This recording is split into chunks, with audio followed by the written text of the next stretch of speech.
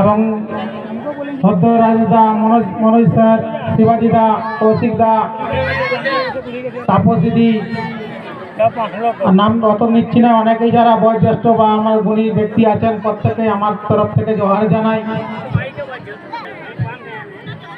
আজ এই শিয়ালায় পশ্চিমবঙ্গ কুড়মি সমাজের ডাকে যে সম্মেলন, এই সম্মেলনে আসতে পারে নিজেকে আমি ধন্য মনে করছি। কারণ এটা মাঝে আমাদের টোটালি কর্মসূচিগুলো নেওয়া হতে ছিল না। এইটা কর্মসূচিটা আগের লিয়া বটে। এই কর্মসূচি প্রত্যেক জায়গায় পালন হবে। মাঝে ভোট ঘোষণা হয়ে যাতে এখন আমরা সবাই নির্বাচন কমিশনারের কিছু বিধিনিষেধের মধ্যে আমরা করছি। সেই কুর্মী জাতির মানুষের দীক্ষা আমরা এই ৭৫ বছর ধরে বঞ্চিত। আমাদের কোন সরকারই আমাদের দাবি সম্পর্কে কোন রকম আলোকপাত করে নাই। আমরা সেই লেলা ছানার মতন রাখিছে। ভোট আলেই বিভিন্ন রাজনৈতিক দলের নেতারা বিভিন্ন রকম বক্তব্য দেয় আমাদের ভোটটা নেওয়ার জন্য। সেই ভোটের পাক্কালেই এমন কিছু বলবো না যেটা বিতর্কিত। ওই আপনারা ভাবুন আর কতদিন বঞ্চিত থাকবেন কুর্মী জাতির মানুষ। আজ আমাদের পিছায় পিছায় এমন একটা জায়গায় গেছে, দেয়ালে পিঠ থেকে গেছে, আর পেছন দিকে যাবার জায়গা নাই। তাই আপনাদেরকেও জাগতে হবে এবং সমাজকেও জাগাতে হবে। আমরা যারা আগ্রহী সমাজকর্মী আছি, আমরা সমাজকে জাগাবার চেষ্টা করছি। আমরা কোনো নেতা নয়। সমাজ জাগলে সমাজের মানুষের মঙ্গল হবে, সমাজকে আমরা মঙ্গলময় করতে পারবো। আমাদের সংস্কৃতি, আমাদের ভাষা, আমাদের ন্যাক নীতি এইগুলো আমরা বাঁচাতে পারবো।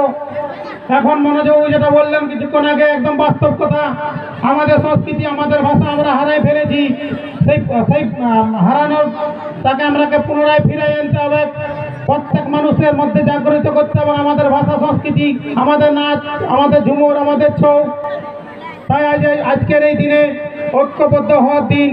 প্রত্যেকে শপথ নিতে হবে কুর্মী জাতির তার পুনরায় আইডেন্টিটি ফিরে পাওয়ার জন্য।